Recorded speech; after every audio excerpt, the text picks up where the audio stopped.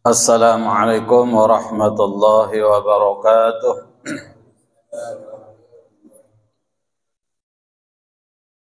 Alhamdulillahilladzi hamdan katsiran kama amar.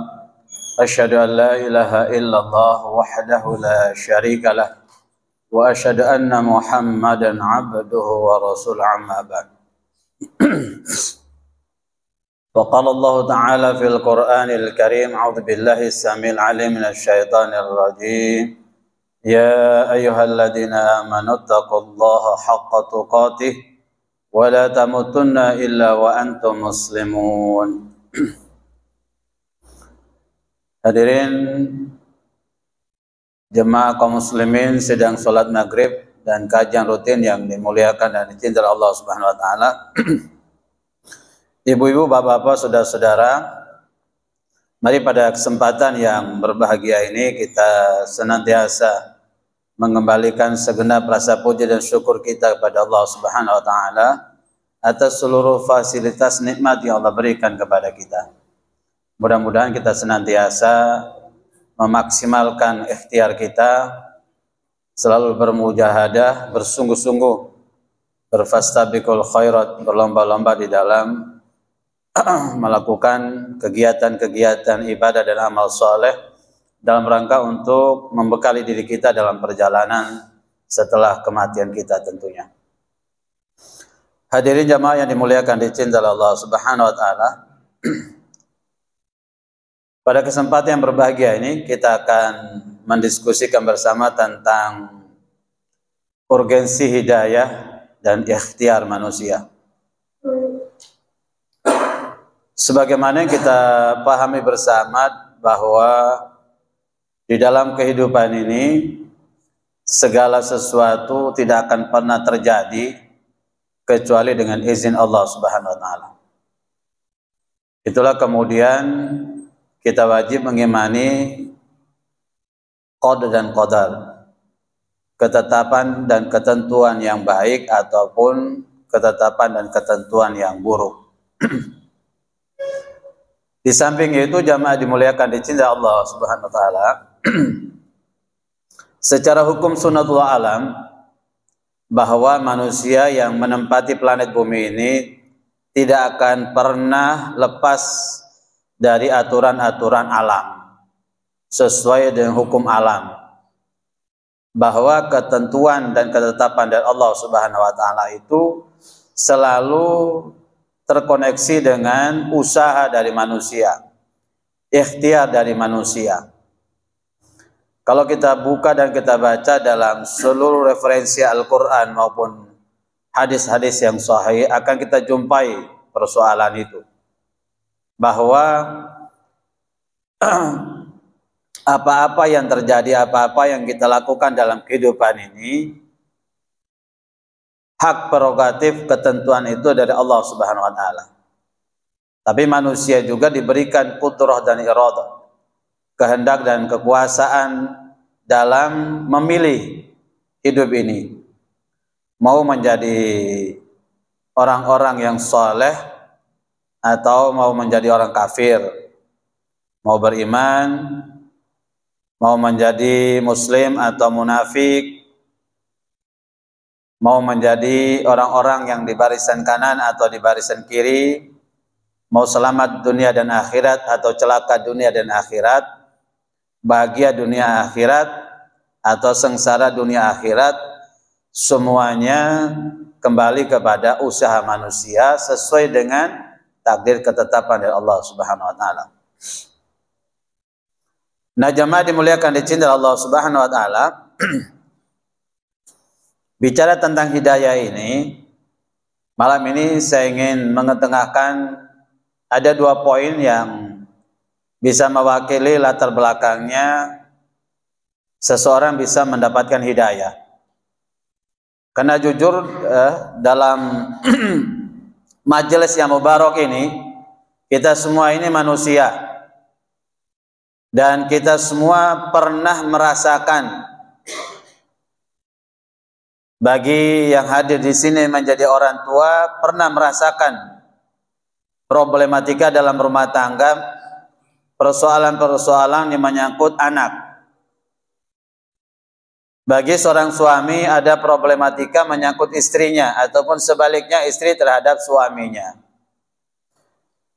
Pun demikian dalam rumah tangga ini ada problematika anak terhadap orang tuanya.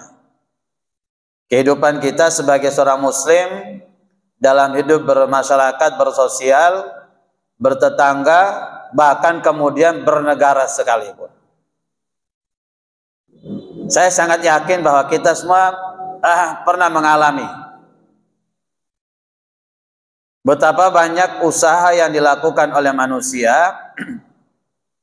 yang kadang-kadang kemudian manusia melampaui batas yang sebenarnya itu bukan wilayah wewenang kekuasaan manusia.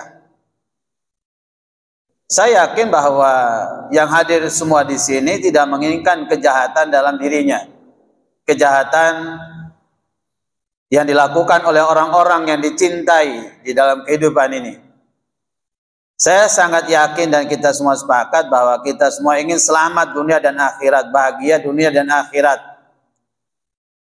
Tetapi kita berhadapan dengan manusia-manusia merdeka. Manusia-manusia yang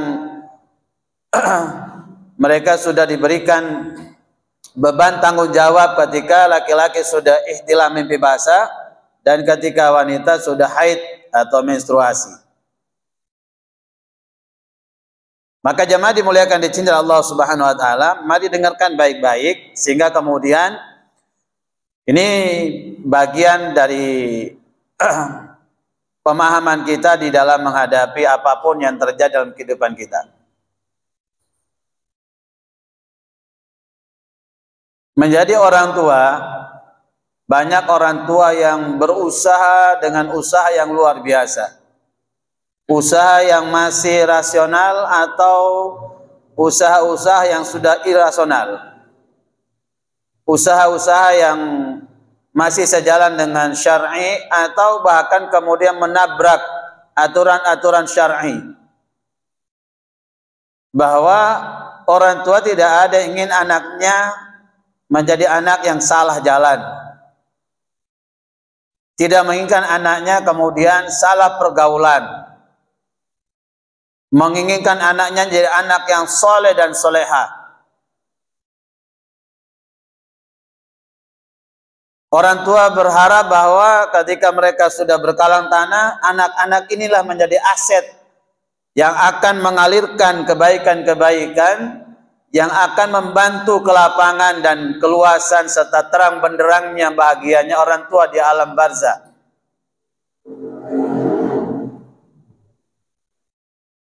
Banyak lagi harapan-harapan baik yang diinginkan oleh orang tua. Maka kemudian orang tua yang agamis berusaha dengan secara maksimal untuk memasukkan anaknya dalam level pendidikan terbawah berbasis Islami. Anaknya dimasukkan ke playgroup Islami. TK-nya TK Islami, SD-nya SD Islami, SMP-nya SMP Islami, SMA-nya SMA Islami, pesantrennya atau bahkan kemudian perguruan tinggi yang berbasis Islami. Ada yang anak dimasukkan ke pesantren, ada yang hafal sudah sekian juz, ada yang sudah menjadi hafizul Quran. Apalagi kemudian anak-anak yang mereka di luar sana yang tidak diberikan basic agama yang bagus.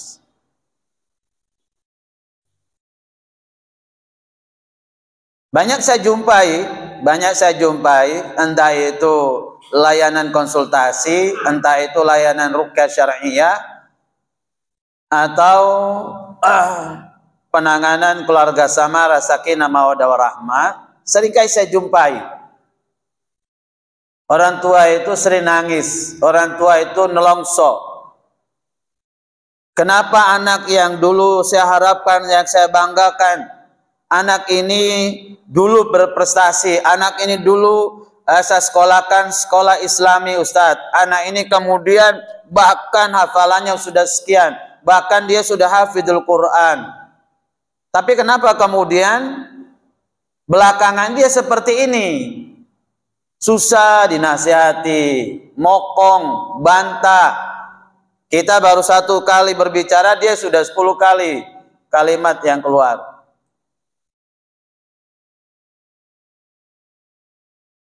Kenapa kemudian dia sekarang mulai ngerokok, Ustadz? Kenapa kemudian dia sekarang susah berada di rumah, senangnya keluyuran dengan teman-temannya? Saya tidak mendengarkan bacaan Al-Qur'annya, padahal dia ini hafizul Qur'an, Pak Ustadz. Padahal hafalnya sekian puluh juz, Pak Ustadz. Ini anak saya anak satu-satunya, Pak Ustadz, anak tunggal. Sudah berbagai macam upaya usaha sudah saya lakukan, Pak Ustadz. Saking cintanya saya pada anak saya ini, Pak Ustadz.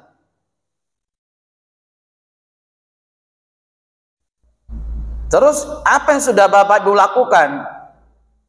Sudah saya syaratin macam-macam, sudah saya datang ke orang pintar, paranormal, apa semua sudah. Sampai saya disuruh belikan kartu remi, digodok, airnya kasih dia minum. Sampai ini Ustadz ya, sisanya nih sampai kemudian seperti bubur. Karena tiap hari saya godok, dikasih minum. Ada perubahan, sobung bib kan. Sampai ini kan orang yang intelektualitasnya tinggi, Pak. Sampai ibu pejabat tinggi kabupaten, bapak pejabat tinggi kota. Sampai kan orang berpendidikan. Di mana korelasinya anak menjadi baik dengan meminum air rebusan kartu remi? Ini otak kita nggak nutut, Pak Bu. Ya derma boleh, Tat. Ini anak satu-satunya, nyiksonya minta ampun. Sambil saya goyang pola waktu produksi tak maca doa sampean. Pun bismillah tak maca sampean. Lu kalau lupa lah, Tat.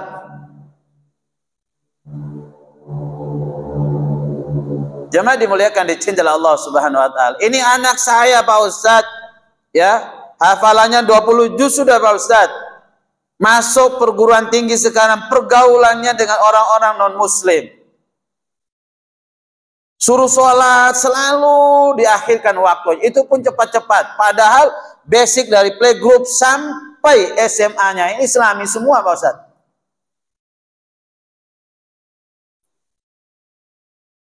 Mannya man 2 Malang Islami, Pak Ustadz. Kok bisa seperti ini? Sampai saya umroh ini, Pak Ustadz, ya, saya niatkan, saya berdoa di multazam agar dia menjadi anak yang seperti sarapan. Saya bilang, Bapak lama-lama stres. Ya. Sampai ibadah itu niatnya karena Allah, apa niatnya karena untuk anak jadi baik? Dari mana sampai bisa dapat pahala? Habis-habisin duit aja. Jemaah dimuliakan dicintai Allah Subhanahu wa taala. Banyak dalam kehidupan ini seorang suami menginginkan istrinya menjadi istri yang solehah. Ya. Suaminya sudah hadir di pengajian, berusaha mengikuti sunnah, mulai pelihara jenggot, celananya mulai cingkrang, ya. Istrinya disuruh pakai jilbab, susahnya minta ampun. Suaminya kadang-kadang nggak sabaran, merasa malu. Dia sudah Islami, kok istrinya yang tidak Islami? Susah sekali nasihati, malah ngelawan. Kalau keluar rumah nggak izin, nuzus, melakukan pelanggaran-pelanggaran syar'i.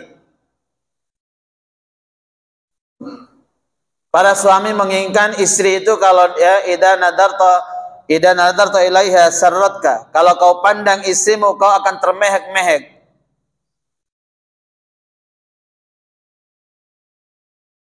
Idza amartaha ata'atka, kalau kau perintah dia selama dalam hal yang ma'ruf, dia akan taat kepadamu. Maunya suami begitu, punya istri. Istri yang sholat tepat waktu, istri yang selalu tilawatil Quran. tutur katanya lemah lembut terhadap suami, terhadap orang tua, terhadap mertua, istri yang tanggung jawab, istri yang selalu menawarkan dirinya bukan dipaksa oleh suaminya dan seterusnya. Harapan suami begitu. Pun demikian banyak istri yang kemudian berharap suaminya menjadi imam yang soleh, imam yang baik. Duh Pak Ustadz, kepingin sekali saya seperti orang rumah tangga yang lain itu. Suaminya Masya Allah 5 waktu di masjid Pak Ustadz. Ya, suaminya baca Quran Masya Allah. Suaminya lemah lembut, romantis Pak Ustadz. Aduh tang lake Pak Ustadz. Ya moro-moro bejeng nang masjid. Diingatkan saja emosi. Kadang-kadang main tempeleng, ngaji nggak tahu ngaji, ya alih bata aja nggak tahu Pak Ustadz, tapi nggak mau belajar ngaji, kerjanya ngeluyuran, nggak ada tanggung jawab lahir batin Pak Ustadz, tersiksa saya sudah sekian lamanya, anaknya nggak diurusin, macam-macam, ya. Harapan para istri itu punya suami yang soleh gitu. Imam yang soleh, pemimpin yang bijak. Jemaah dimuliakan dicintai Allah Subhanahu wa taala. Banyak anak yang kemudian antusias hadir di pengajian-pengajian, bertambah ilmunya, bertambah kesolehan pada dirinya, pergaulannya dia dengan orang-orang soleh, dekat dengan para ulama, akhirnya kecipratan kesolehannya. Berharap orang tuanya menjadi orang tua yang taat, orang tua yang sholatnya dipelihara. Tapi kemudian seringkali kenyataannya tidak sesuai yang diharapkan.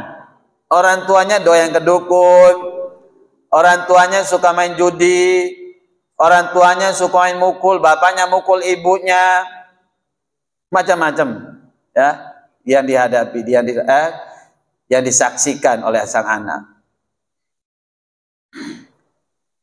Kita hidup dalam masyarakat bertetangga, kepingin punya tetangga yang baik, tetangga yang soleh soleha, tetangga yang selalu ramah tamah, gak kepoan, gak suka menyebarkan berita hoax, gak suka menyebarkan fitnah dan seterusnya. Kepinginnya begitu.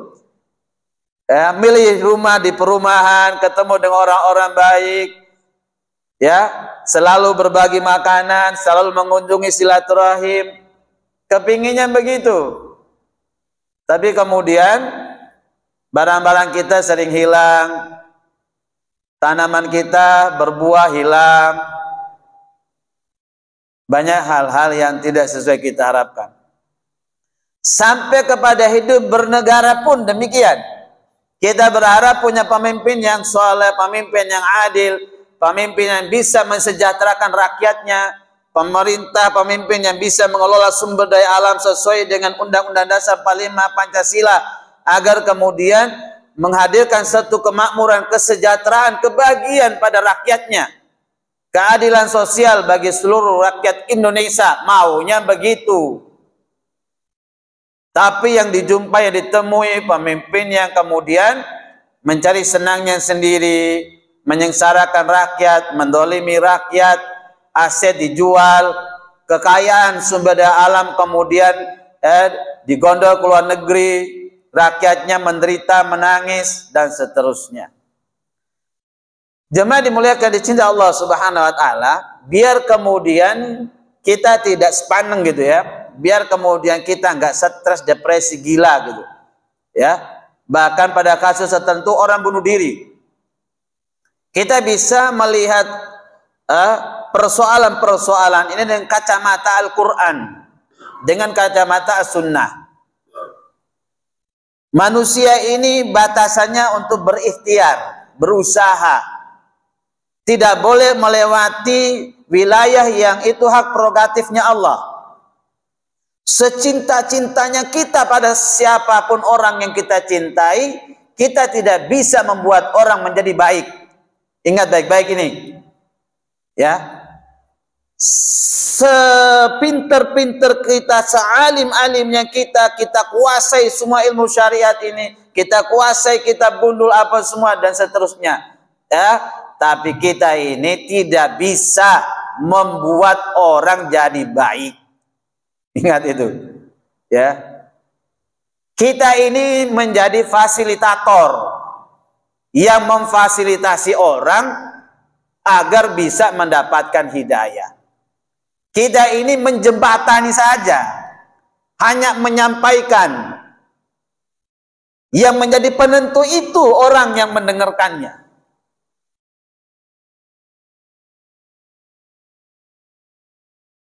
Karena kalau kita ini bisa membuat orang jadi baik, kita penentunya, maka para nabi dan rasul itu orang yang paling berhak menentukan keselamatan keluarganya, anak istrinya, keluarga pak dek, pak leknya, budek buleknya, ponakan-ponakan, semua menjadi orang baik. Tapi Al-Quran berbicara bahwa orang-orang yang terdekat dengan Allah, kekasih kecintaan Allah pun tidak punya kemampuan dan kesanggupan, walaupun mereka sangat mencintai keluarganya. Apalagi kita, siapa kita? Makanya jangan memaksa, apalagi menghakimi. Kita ini menjadi dai, yang tugas kita adalah menyampaikan, bukan menentukan, bukan. Penentunya itu Allah dengan usaha yang bersangkutan. Maka poin pertama adalah al-istima'u nasihatu wal ittiba'uha. Kalau orang itu ingin dapat hidayah, orang itu ingin jadi baik, selamat dunia dan akhirat, satu hal yang harus dilakukan adalah al-istima'u nasihatu wal ittiba'uha. Dia harus mendengarkan nasihat dari siapapun dan dia mau mengikuti nasihat itu.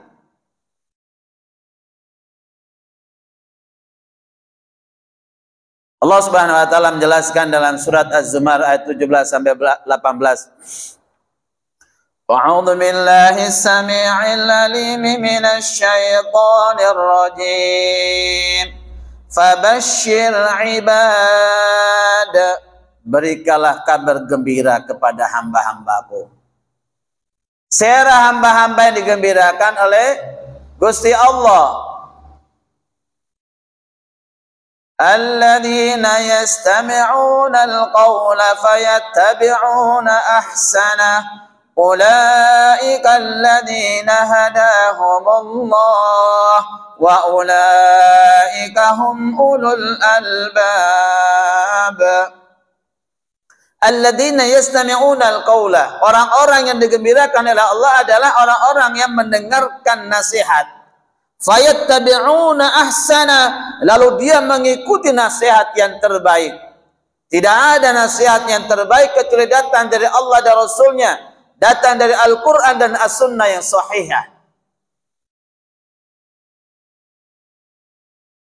Kalau dia mau mendengarkan nasihat dari Al-Quran dan As-Sunnah yang sahih tadi, dan mau mengikutinya, mengamalkannya, yang dia dengarkan nasihat tersebut, ulaikal ladzina hadahumullah, mereka itulah orang-orang yang Allah berikan hidayah. Wa ulaika hum ulul albab, dan mereka itulah orang-orang yang akalnya masih berjalan dengan normal. Mun beda orang ngeding nasihat tapi akses pendengaran itu diblokir, maka sampai nasihati sampai air mata darah sekalipun, mulut berbusa, nasihati cetak ke soko-soko ke cetak, datangkan kiai sehebat apapun, ulama, habaib, sampai nabi dan malaikat sampai turunkan, gak bakal bisa dapat hidayah dia, gak bisa jadi orang baik. Gak bisa.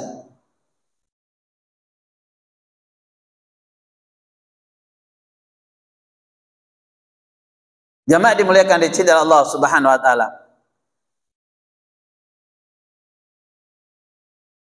Coba perhatikan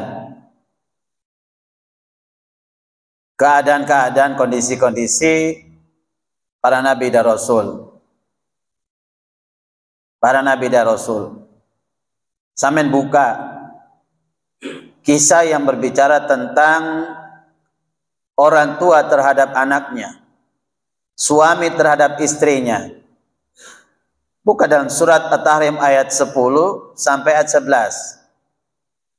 Daraballahu mathalal ladzina kafaru imra'ata Nuhin wa imra'ata Lut kanata tahta 'abdain min 'ibadina salihain fakhanatahuma falam yughni 'anhuma min Allahi syai'a wa qila dakhulan nar ma'ad dakhilin. Allah memberikan perumpamaan kepada orang-orang kafir tentang imra'ata Nuh wa imra'ata Lut, tentang istrinya Nabi Nuh dan istrinya Nabi Lut.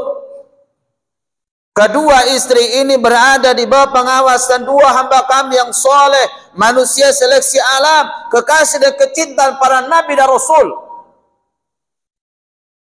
Fakhanatahuma, walaupun suami mereka nabi dan rasul, kedua istri mengkhianati mereka. Apalagi kita yang bukan nabi dan rasul. Jangan merasa aman istri kita yang istri yang setia. Jangan merasa aman istri kita yang istri soleha. Kita nggak tahu.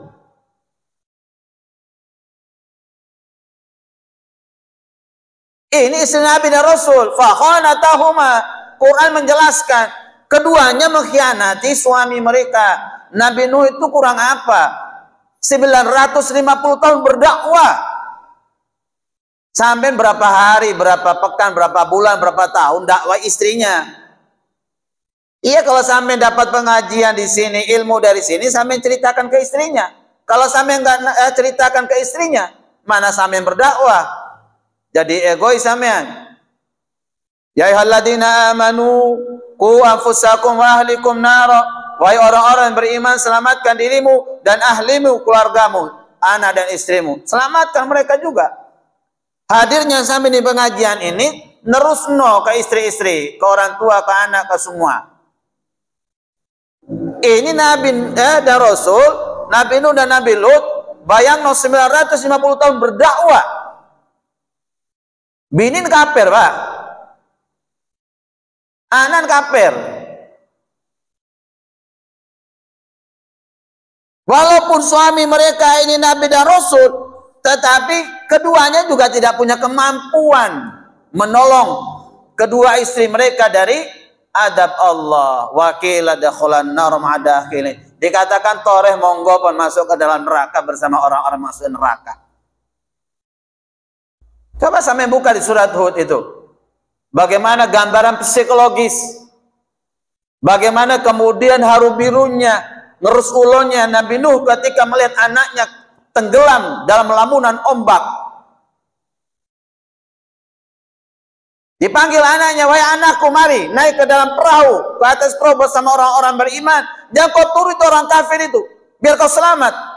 Kata anaknya, Cina lah Pak, tak usah mikir gula pon.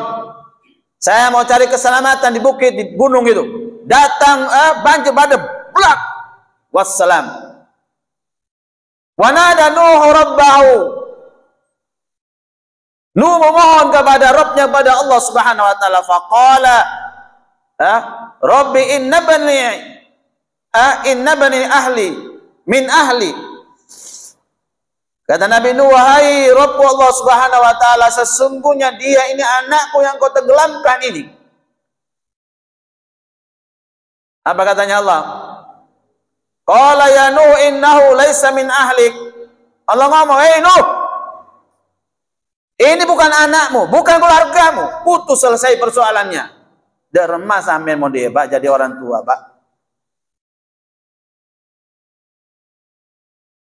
Nabi Nuh ini Nabi dan Rasul. Masa sih pangeran, saya diutus jadi Nabi dan Rasul, orang lain bisa jadi beriman. Kenapa kok anak saya nggak bisa beriman? Bacaan pangeran. Anak ngeding enggak, bini ngeding nasihat panja, kan iya.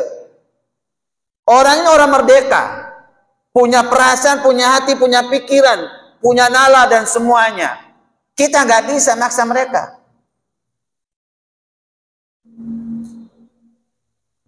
Banyak rumah tangga, suami hidupan belasan tahun, puluhan tahun, tubuhnya rapat, tumpah-tumpahan, anak sudah sekian banyak. Istrinya selingkuh, suaminya selingkuh. Jamaah dimuliakan, dicintai Allah Subhanahu wa taala. Coba buka kisahnya Nabi Lut. Ketika datang dua malaikat menyerupai dua laki-laki yang ganteng. Istrinya ini keluar dari rumah, lihat belakang. Cari ya kom, kom, sini umat, datang. Labrak itu rumah saya. Di rumah saya itu ada dua laki-laki gantengnya nggak ketulungan. Ya, ngiler kamu kalau lihat mereka. Nggak pernah ada laki-laki seganteng mereka. Namanya umatnya Nabi Lut ini lesbi, homo, gay. Sampai rumahnya dilabrak.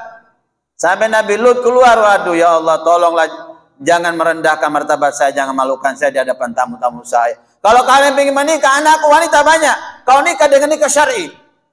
Kata umatnya, Lut, apa kamu nggak paham, nggak tahu apa pura-pura Buddha, pura-pura buta apa kamu?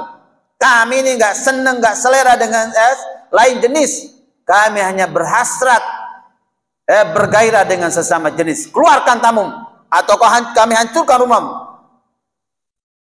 Dalam posisi genting itu baru kedua tamunya membuka jati diri. Tinalah ya Nabi Allah, nengen lah. Tak usah takut sampean. Ya, tak usah todus, tak usah. Kami ini bukan manusia biasa, kami ini malaikat. Datang memberitahukan kepada engkau sebelum subuh, tinggalkan negeri ini, tinggalkan anak istrimu, tinggalkan kaummu yang zalim. Bersamalah orang-orang beriman segelintir ini, tinggalkan negeri. Karena negeri ini akan dijungkir balikan oleh Allah Subhanahu wa taala. Atas dari bawah, bawah jadi atas, dan umatmu akan ditimpakan batu langsung dari neraka. Karena mereka adalah kaum yang homo, lesbi. Sampaikan juga itu saudaramu Nabi Nuh. Sebelum subuh tinggalkan negeri ini. Bawa orang-orang beriman bersamanya. Tinggalkan anak, tinggalkan istrinya. Negerinya akan tenggelamkan dengan banjir bandang.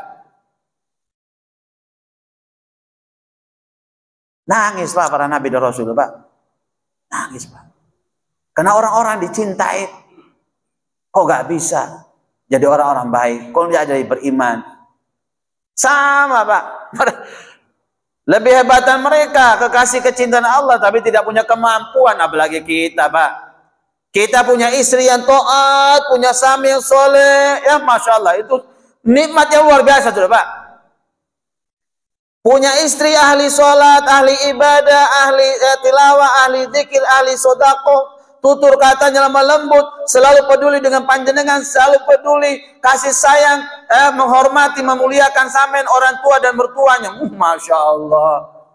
Sampai miskin harta sekalipun, sampai kaya raya punya istri kayak gitu Pak. Pada bahagianya kalau rumah tangga ada suami yang soleh, suami yang bertanggung jawab, etos kerjanya tinggi, peduli, tanggung jawab lahir batinnya istri, kasih sayang, lemah lembut tutur katanya, meringankan beban istrinya, bantu, nyapu, cuci piring, nyuci asasa dan seterusnya. Masya Allah, bahagia rumah tangga itu Pak. Tapi apa iya semua punya rumah tangga kayak gitu?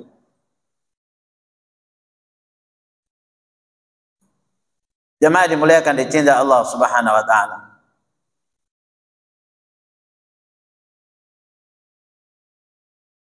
Kita hadir di pengajian rutin sama. Dengar ngelakonnya panje kan deh iya. Mau ngedi melolo. Tak lakon tak amalkan ya pada tak oleh hidayah. Jemaah dimuliakan dicintai Allah Subhanahu wa taala. Ciri orang yang dia dengar tapi dia kemudian menolak nasihat kita. Ya, dia dengar tapi dia menolak nasihat kita. Di antaranya adalah biasanya suka mendebat. Sampean sudah ada orang melakukan bid'ah, ada orang melakukan dosa, ada orang melakukan kesalahan, sampai nasihati, sampai di debat, Pak. Ada orang judi, sampai nasihati, sampai ya dihajar, Pak, disehat, Pak. Ada pelacuran, sampai mau nutup, Pak, sampai yang kemudian digeruduk sama orang. Jangan sok-sok jadi orang alim lah, ya. Dan seterus bahasa-bahasa yang sering keluar, Pak. Itu ciri bahwa dia nggak mau dengar nasihat, Pak. Buka di surat Al-Kahfi ayat 54 itu. Wa kana al-insanu aktsara syai'in jadala. Bahwa betapa banyak manusia yang suka mendebat kalau dinasihati. Buka kisahnya umat Nabi Musa itu. Katanya lah Musa, tolong sampaikan kepada umatmu, nyembelih sapi betina, ambil satu pokang, tapok si mayit dia. Mayitnya langsung bangun, langsung menceritakan, memberitahukan siapa dalam pembunuhan atas dirinya. Begitu Nabi Musa sampaikan, umatnya nanya, sapi betina itu kan, oh Pak Musa, warnanya bagaimana dan seterusnya. Akhirnya keboi pos sampai pangeran. Buka di surat Al-Baqarah itu. Ya. Padahal ketika Allah ngomong gitu, disampaikan Nabi Musa, lakukan penyembelihan sapi betina. Kan selesai sapi betina penyak. Tapi omongan banyak, pertanyaan banyak, debatnya banyak. Akhirnya kebaik sampai pangeran. Pada Pak, sampai kalau nasihati anak sampean, oh dah kira Pak. Sudahlah, dah kira Pak, berubah Pak. Wah sampai, engki Pak, engki Bu, belum tentu berubah, apalagi kemudian sampai didebat sama anak sampean Pak. Ciri yang pertama Pak. Ciri yang kedua, kalau orang dinasihati, nggak mau ngikutin nasihat, nggak mau dengerin Pak, ya, hawa nafsunya dikedepankan. Orang kalau sudah hawa nafsunya Pak, susah Pak. Sampai jungkir balik kaki jadi kepala, mulut berbusa, air mata darah keluar pun nggak kira Pak. Kalau ada istri yang kemudian sungkem di kaki suaminya, menangis histeris. Tolong Mas, berobat sampean Mas. Engkau nih kepingin punya rumah tangga yang sakinah mawaddah rahmah. Saya gak minta sampean jadi orang kaya, saya gak minta ini itu. Saya kepingin sampean bisa sholat Mas. Mata todus ke anak sampean Mas, anak sampean rajin sholat, Mas sampean kota berjemaah. Sampean walaupun nangis mata darah, pun suami sampean gak berubah Pak. Kalau hawa nafsunya, Cina apa can engkau lah dek. Tahu saya ngurus-ngurus engkau. Dia bahaya sudah nih Pak. Bahaya ini sudah Pak. Apalagi tangannya main Pak, tepok. Wah, jangan, susah Pak. Buka di surat Al-Furqan ayat 4344 itu. Ara'aita man ittakhadha ilahahu hawa'a fa anta takunu wakila am tahsabu anna aktsarahum yasma'una aw ya'qilun inhum illa kal an'ami bal hum adallu sabila. Debu pangeran Pak. Apakah engkau Muhammad sudah memperhatikan orang-orang yang menjadikan hawa nafsu sebagai Tuhannya? Apakah engkau ingin menjadi wali, penolong buat mereka? Am tahsabu anna aktsaru yasma'un? Apakah engkau menyangka dakwamu, nasihatmu itu kebanyakan mereka dengar kupingnya? Budak kupingan. Au yaqilun, apa mereka paham apa yang kau sampaikan Muhammad? Takiro, buta matan, buta aten. Ariatan pangeran melintan gula Pak. Mereka itu tidak ada bedanya kan pangeran. Sama seperti binatang, bahkan binatang lebih mulia daripada manusia.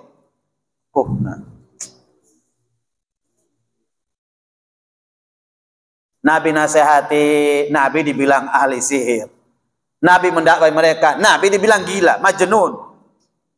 Dakwah ke Taif, Nabi dilempari sampai berdarah-darah Pak. Sampai ngadakan pengajian, datang orang duduk, berhentikan, batal pengajian, tunda, tidak boleh pengajian. Hari hawa nafsu Pak. Hawa nafsu. Dah kira Pak, sampai ngomong kayak apa, aduh gak bakal denger Pak. Setan semua ini Pak. Yang suka menghalang-halang. Buka Al-Quran, kerjanya setan suka menghalang-halangi kebaikan. Setan dia beda dua golongan, minal jinnati wan nas. Gak kira dapat hidayah Pak. Jemaah dimuliakan dicintai Allah Subhanahu wa taala. Yang kedua, Pak. Yang pertama, mau dengarkan nasihat, mau ngamalkan nasihat. Yang kedua, al-insafu anin nafsi. Munculnya kesadaran itu dari dalam dirinya sendiri. Benih dari orang, benih dari tekanan, tapi atas kesadaran diri sendiri. Orang lain itu 25% kurang lebih, 75% penentu orang menjadi baik, orang selamat bahagia dunia akhirat tergantung beentibi, Pak.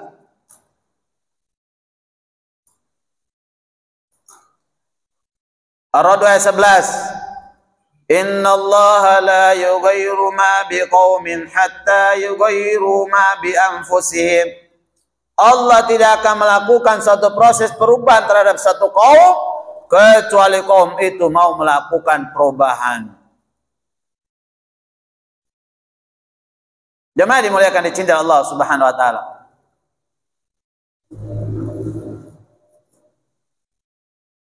Kalau orangnya tidak mau insaf sadar, Pak, sampai apakan tidak bisa, Pak. Tidak bisa. Qala Allah Ta'ala, qala Rasulullah fi hadis, enggak bisa, Pak. Tidak bisa. Memang dia sudah memblokir akses itu untuk tidak menerima itu, Pak. Nabi Ibrahim itu kurang apa, Pak? Bapaknya produsen yang memproduksi kesyirikan, patung-patung disembah. Anak dai akan ada dalam rumah tangga nanti, ada anak yang jadi anak yang baik, anak yang soleh, anak yang ngerti dengan agamanya, anak jadi ustadz, anak jadi kiai, jadi ulama, tapi bapak ibu jadi jangkong, Pak. Jadi malampir.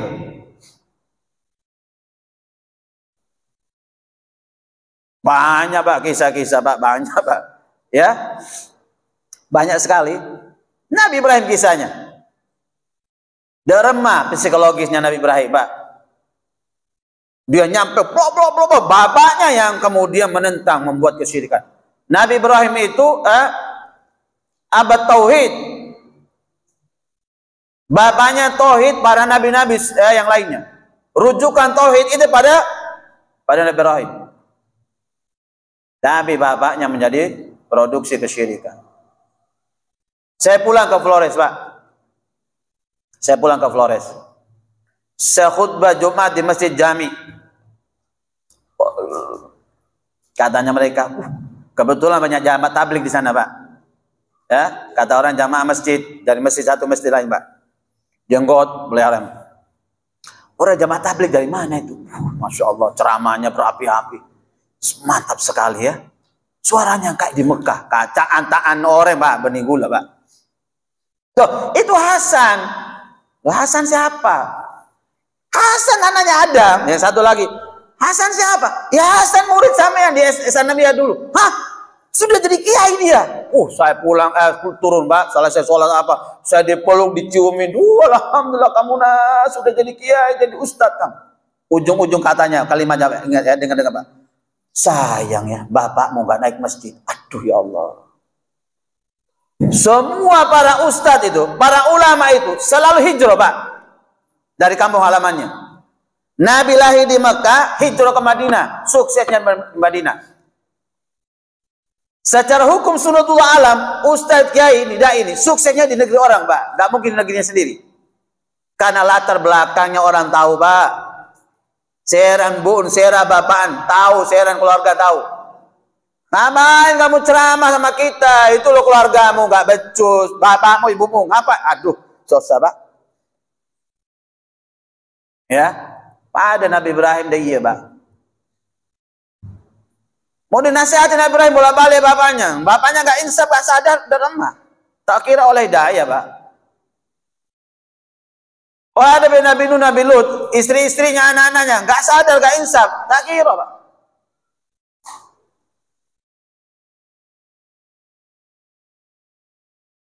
Sama dengan Rasulullah.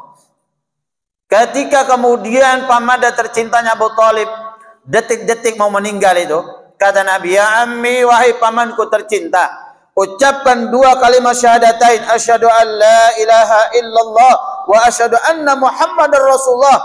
Aku tahu paman, hatimu sudah meyakini, mengimani akan kenabian dan kerasulanku. Tapi aku ingin tahu dan mendengar langsung lisanmu mengucapkan dua kalimat yang agung yang mulia itu. Ada sampai mati tak bisa mengucapkan, Pak. Padahal Abu Thalib, Bapak, Ibu jamaah sekalian, sangat cinta sama keponakannya Rasulullah. Bela mati-matian, harta, benda, pikiran, tenaga, semua dia perjuangkan untuk. Siapa yang ganggu keponakannya, macam-macam. Abu Thalib, siapa? Ayo. Gak ada yang berani, Pak. Gak ada yang berani. Makanya Nabi mengalami amil khuz, tahu duka cita ketika meninggalnya istri tercinta Khadijatul Kubra dan pamanda Abu Thalib. Nabi nangis, Pak. Orang yang bukan siapa-siapa seluruh dunia datang, asyhadu an la ilaha illallah wa asyhadu anna Muhammadar Rasulullah, beribadah bersama saya, berdakwah bersama saya, suka senang bersama saya, berjihad bersama saya. Mereka korbankan hartanya, mereka korbankan jiwanya, jadi syuhada. Engkau jamin mereka semua masuk surga ya Allah. 10 sahabat engkau jamin masuk surga tanpa hisab. Iki pamanku, opo gak dimasukkan menjadi orang-orang yang mendapatkan hidayah. Kok orang lain, pangeran? Ngerus Allah Nabi itu, Pak. Nangis Nabi. Allah turunkan ayat di surah Al-Qasas itu. Al-56 itu. Ditegur Nabi. Innaka la tahdi man ahbabta walakinallaha yahdi man yasha wa huwa alamu bil muhtadin. Hei Muhammad, bukan hakmu memberikan hidayah kepada siapa yang engkau cintai dari karib keluarga terdekatmu. Tapi kami Allah memberikan hidayah kepada siapa yang kami kehendaki. Dan Allah lebih tahu siapa yang siap menerima hidayah itu. Lima yasha. Manusia berusaha mendapatkan hidayah, cari hidayah, kejar hidayah. Allah turunkan hidayah, Pak. Mau disuruh ucap dua kalimat syahadat, pamannya gak mau, Pak. Gak mau. Gak ada keinginan dalam dirinya, gak mau, Pak. Jemaah dimuliakan, dicintai Allah Subhanahu wa taala. Maka hidup ini wa anna hadza sirati mustaqim. Ya, hidup ini pilihan, Pak. Inilah jalanku yang lurus. Ikuti jalan lurus. Adinul Islam, Al-Qur'an was sunnah. Ya. Ini syariat Islam ini. Ikuti. Jalan ini yang menghubungkan engkau masuk surga. Wala tattabi'us subula fatafarraqa bikum an sabili. Jangan kau ikuti jalan-jalan bercabang, kata Nabi. Jalan ini dilalui syaitan. Jangan kau ikuti. Karena dia akan menjerumuskan kau, menjauhkan kau dari jalan yang lurus, dan kau akan dijerumuskan masuk dalam neraka. Hidup ini pilihan, Pak. Seperti yang disampaikan Allah dalam surat Al-Kahfi. Ayat berapa itu? 26 atau 28 itu. Wa qulil haqqu min rabbikum faman syaa'a falyu'min wa man syaa'a falyakfur. Inna a'tadna liz-zalimina naran ahata bihim suradikuha wa iyastaghithu yughathu bima'in kalmuhli yashwil wujuh bi'sasy syarab wa sa'at murtafaqan. Allah berfirman, wa qulil haqqu min rabbikum, kebenaran itu datang dari Rabbmu Allah Subhanahu wa taala. Kebenaran itu bukan datang dari kita, Pak. Bukan hak kita kebenaran itu. Kebenaran itu datang dari Allah. Kalau ada orang menjadi baik karena perantaraanmu, bukan karena kamu hebat. Bukan karena kamu berilmu, bukan. Allah telah memberikan rahmat kepada orang itu. Allah lembutkan hatinya dengan dakwah, dengan sarana, wasilah dari dirimu. Jangan merasa bahagia, ya. Iya, karena saya itu dia bisa jadi orang baik. Jangan, Pak. Kebenaran itu mutlak datang dari Allah Subhanahu wa taala. Lisan kita ini bisa benar bisa salah, Pak. Kalau Allah tuntunkan lisan menjadi benar dan orang kemudian mendapatkan hidayah, maka itulah rahmat dari Allah Subhanahu wa taala. Faman syaa'a falyu'min. Maka dalam hidup sesaat ini di dunia ini, sera-sera orang memilih jadi orang yang beriman, toreh. Tafadhol. Monggo pun. Wa man syaa'a falyakfur. Sera-sera orang yang ingin memilih jadi orang kafir, terserah sampean, monggo pon. Mau masuk surga silakan, masuk neraka silakan. Mau jadi orang baik silakan, jadi orang jahat silakan. Mau jadi orang muslim silakan, munafik, fasik silakan. Mau bahagia silakan, mau sengsara silakan. Tok repon, dan pangeran. Inna atadna lizalimina nara. Sesungguhnya kami telah menyediakan neraka kepada orang-orang yang zalim. Sera orang-orang yang zalim nikah orang yang tidak meletakkan sesuatu pada makomnya, pada tempatnya. Jadi suami yang tidak bisa memberikan kebahagiaan lahir batin pada istrinya, gak tanggung jawab pada anak istrinya, zalim nikah. Jadi istri gak nurut, bantah terus, zalim orang bini nikah. Keluar rumah tak izin, zalim nikah orang bini, dan seterusnya. Allah tidak, wallahu la yahdil qaumaz zalimin. Allah tidak akan pernah memberikan hidayah kepada orang-orang zalim.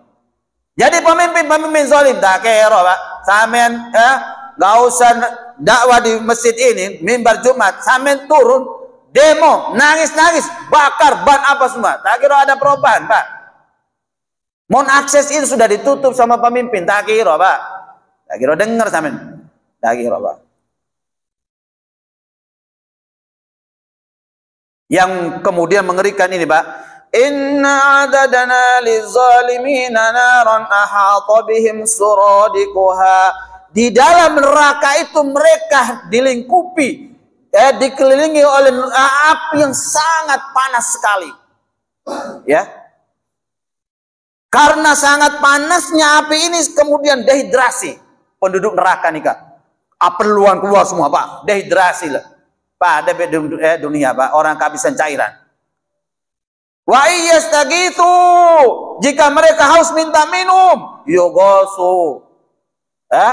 Allah berikan dia minuman yang mendidih seperti besi, besi yang kemudian terkena api. Begitu satu kali menengguk air itu, langsung hancur terbakar semua mukanya. Itulah minuman yang paling jelek dan pangeran, dan tempat kembalinya pun tempat yang paling buruk. Masalahnya kemudian sekali minum hancur terbakar gosong. Ya kalau selesai masalah kan nyaman Pak. Innal ladzina kafaru bi ayatina sawfa nuslihim nara kullama nadijat juluduhum baddalnahum juludan ghairaha liyadhuqul adab. Sesungguhnya orang-orang yang mendustakan ayat-ayat kami, mendustakan Al-Quran, mendustakan kebenaran, sawfa nuslim naro, kelak akan kami sate, kami panggang mereka di neraka jahanam. Kullama nadijat juludum baddalam juludan ghairaha. Tiap kali kulit mereka, daging mereka terbakar hangus, kami ganti kulit dan daging yang baru. Tiap kali kulit dan daging mereka terbakar hangus, kami ganti kulit dan daging yang baru. Liyadzuqul adab, agar mereka merasakan dahsyatnya adab dari Allah Subhanahu wa taala sampai waktu yang ditentukan oleh Allah Subhanahu wa taala. La yamutu wa la yahya, dalam neraka tak mati tak odi. Mun kenang atono Pak langsung mati kan nyaman Pak. Jemaah dimuliakan dicintai Allah Subhanahu wa taala. Al-istima'u nasihatu wal ittiba'uha. Mau mendengarkan nasihat, mau mengikuti nasihat, dapat hidayah orang itu Pak. Jadi baik orang itu, selamat bahagia dunia akhirat sudah. Yang kedua al-insafu nafsi, munculnya kesadaran dari dirinya sendiri. Walaupun siapa didatangkan Pak, ya sudahlah nangis air mata darah sekalipun, mau turunkan malaikat sekalipun nggak bakal dapat hidayah Pak. Buktinya Nabi dan para Rasul, istri-istri mereka kafir, anak-anak mereka kafir, bapak mereka kafir, ya, pakde bule-budenya kafir. Itu menunjukkan bahwa hidayah itu mutlak dari Allah Subhanahu wa taala, tergantung ikhtiar manusia. Mau jadi orang yang beriman atau orang yang kafir dan seterusnya. Insyaallah begitu para tretan, jamaah yang dimuliakan dicintai Allah Subhanahu wa taala. 2 poin yang bisa kita sampaikan pada pertemuan ini. Masih ada waktu Pak Haji? Cukup. Hah? Ada yang mau ditanyakan? Ada kritik, saran, masukan? Silakan.